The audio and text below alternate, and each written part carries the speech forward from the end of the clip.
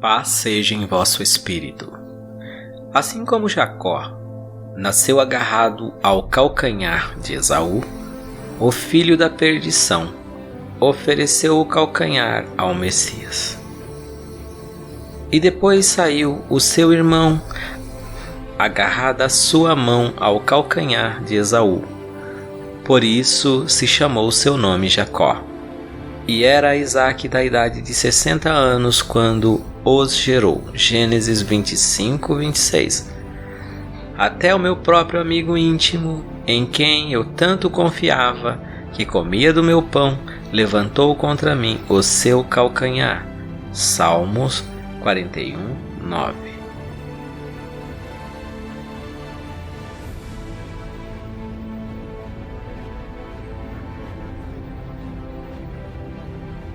O traidor tem um espírito.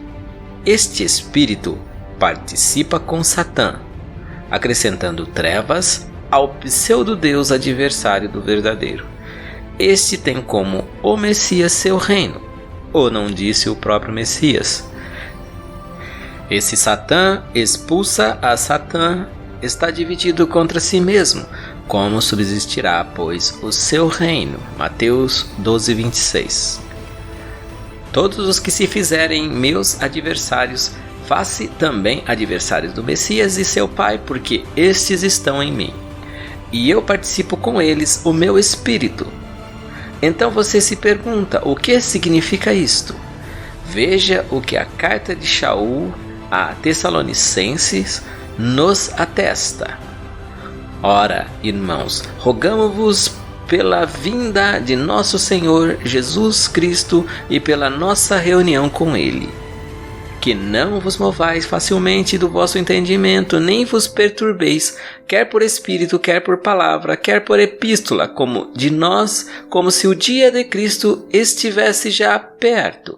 Ninguém de maneira alguma vos engane, porque não será assim sem que antes venha a apostasia e se manifeste o homem do pecado, o filho da perdição, o qual se opõe e se levanta contra tudo o que se chama Deus ou se adora, de sorte que se assentará como Deus no templo de Deus, querendo parecer Deus. 2 Tessalonicenses 2, 1 a 4.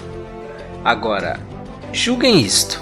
Este se assenta como Deus em seu templo, ou seja, o corpo do homem, correto? O Deus que fez o mundo e tudo o que nele há, sendo o Senhor do céu e da terra, não habita em templos feitos por mãos de homens. Atos 17, 24. Sabendo disto, quem é o filho da perdição, senão o que se faz juiz? Este espírito que se assenta neste homem querendo ser o maior. Não passa de soberba, porque está escrito: irmãos, não faleis mal uns dos outros. Quem fala mal de um irmão e julga a seu irmão, fala mal da lei e julga a lei.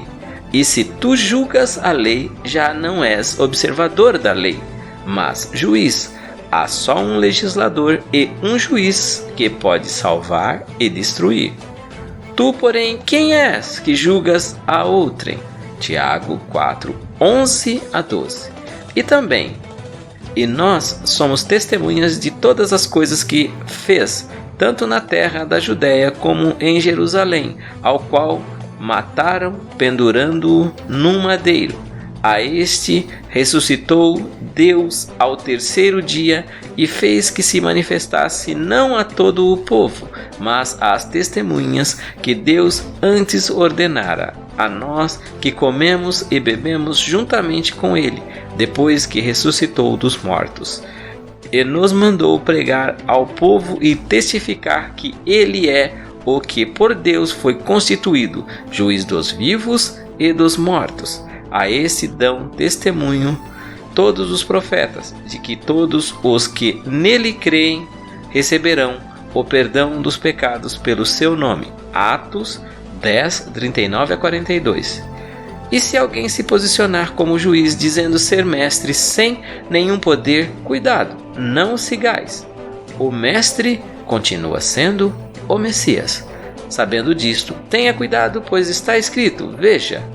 E não maravilheis, porque o próprio Satã se transfigura em anjo de luz. Não é muito, pois, que os seus ministros se transfigurem em ministros de justiça, o fim dos quais será conforme as suas obras. 2 Coríntios 11, 14, 15. O Messias de Israel tem como ação julgar. Ai de vós, gentios insensatos, que querem julgar, pois, como está escrito, não julgueis para que não sejais julgados, porque com o juízo com que julgares, sereis julgados, e com a medida com que tiverdes medido, vos hão de medir a vós. E por que reparas tu no argueiro que está no olho do teu irmão, e não vês a trave que está no teu olho? Ou como dirás a teu irmão, deixa-me tirar o argueiro do teu olho, estando uma trave no teu? Hipócrita, tira primeiro a trave do teu olho, e então cuidará em tirar o argueiro do olho do teu irmão. Mateus 7, de 1 a 6. Chegará o dia em que todos poderão julgar.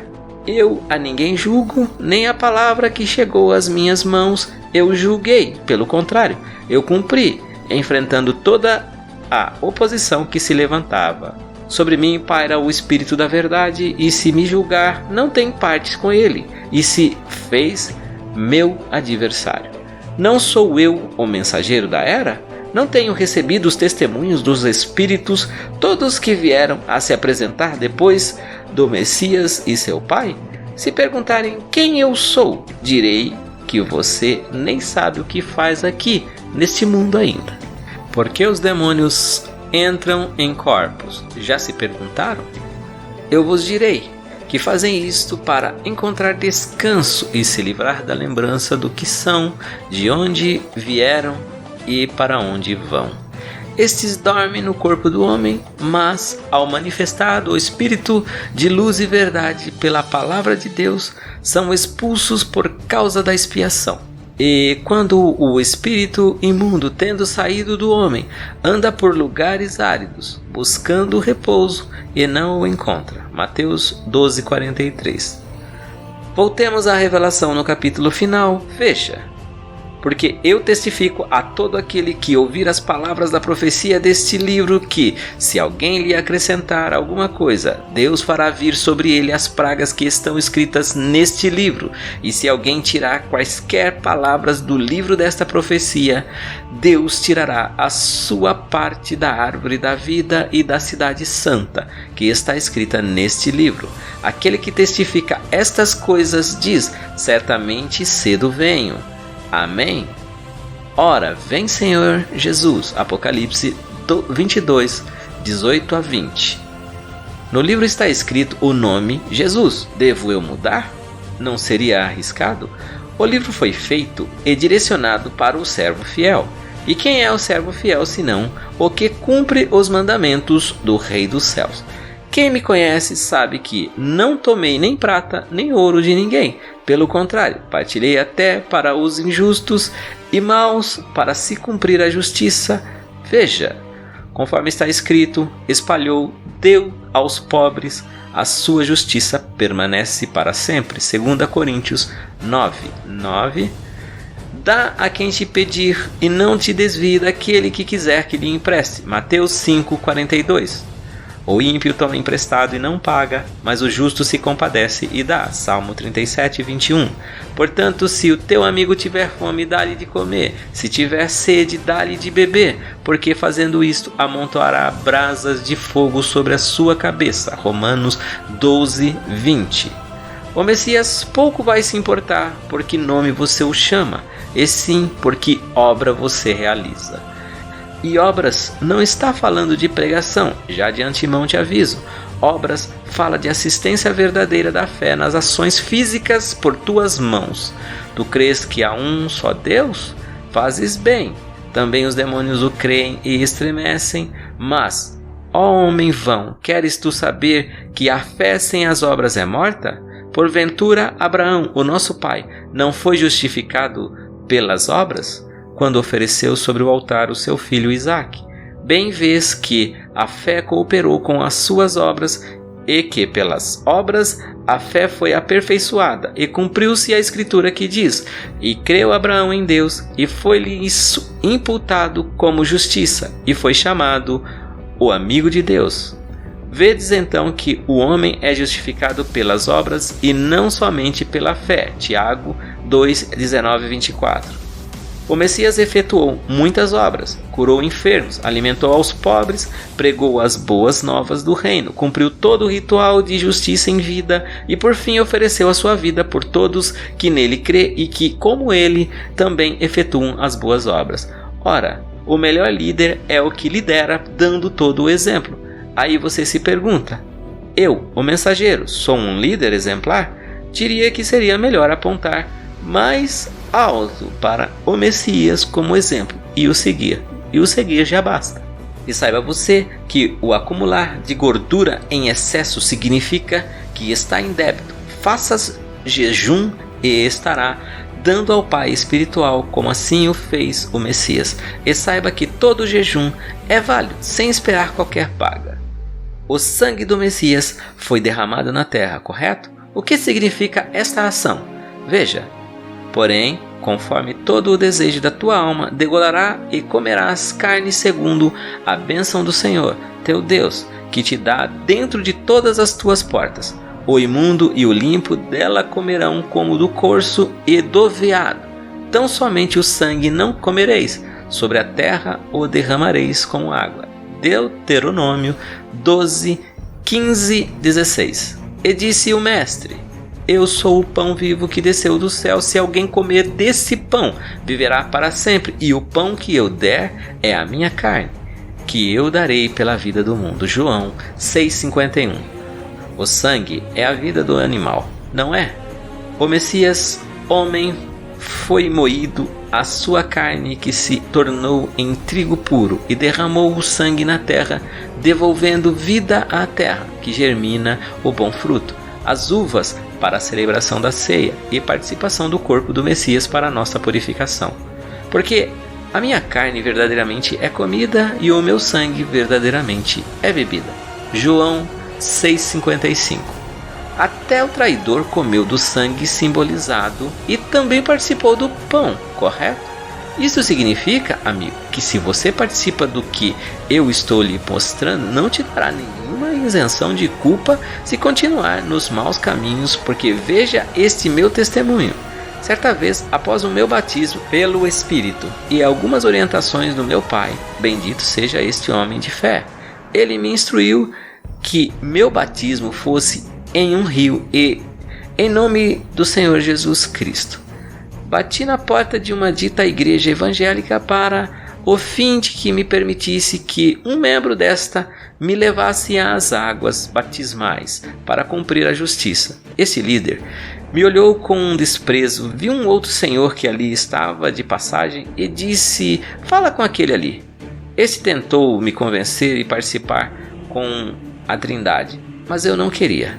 Então surgiu outro senhor em minha casa, muito poderoso em espírito, ao ponto de onde este orava, o fogo o rodeava. Havia uma luz nesse senhor. Eu pedi que me levasse ao batismo de imersão conforme o meu desejo. Lhe concedi provisões financeiras e este foi muito abençoado. Logo em seguida, promovi muito jejum, oração e veio a confirmação para o batismo, que foi realizado no feriado do Dia do Trabalho. Fomos para uma floresta em uma serra onde havia uma cachoeira com um rio e fui lavar os meus pecados. Vi que após me lavar da imersão, uma fumaça subia da água. Era as minhas impurezas. E após este ato, olhou o Senhor que me batizava, o meu rosto e este brilhava. Em seguida, após o batismo, nos alimentamos com peixes em um pesqueiro e em minha casa fizemos uma massa com trigo e água e uma garrafa de suco de uva. Amém? Este foi o rito feito. Eu não estava satisfeito, sentia que não estava completo. Então, um certo dia estava em um supermercado quando, em minha mente e após muita leitura das Escrituras, me veio uma pergunta. Disse eu em minha mente: Senhor, o que Elias comeu para caminhar 40 dias e 40 noites? e de repente senti o meu coração sendo puxado até que parou diante de uma prateleira com pacotes de trigo, e muito caros. Semolina era o nome, e depois me levou às gôndolas onde haviam uvas muito doces. Levei tudo para casa e preparei um pão asmo e com as uvas esmaguei em uma tigela com água pura que fervi por algum tempo. Não sabia o que estava fazendo, mas sabia fazer por uma revelação. Aconteceu uma transformação curiosa em meu intestino, senti dores, se ia se contorcendo e eu perguntei: "O que é isso, Senhor?" "Calma", disse ele, "estou operando", disse a voz do Espírito branda e suave. Foi magnífico. Saí dizendo para todos, por causa da transformação, que já era o tempo. Vê o que está escrito, não importou, porque alcancei testemunho com textos de uma Bíblia de tradução de João Ferreira de Almeida. Não confiei em homens, e sim na direção do Espírito. Mas o mistério de Deus continua, e eu sei quem é cada um de vocês. O Senhor teu Deus te despertará um profeta do meio de ti, de teus irmãos, semelhante a mim, e a ele ouvireis. Deuteronômio 18:15.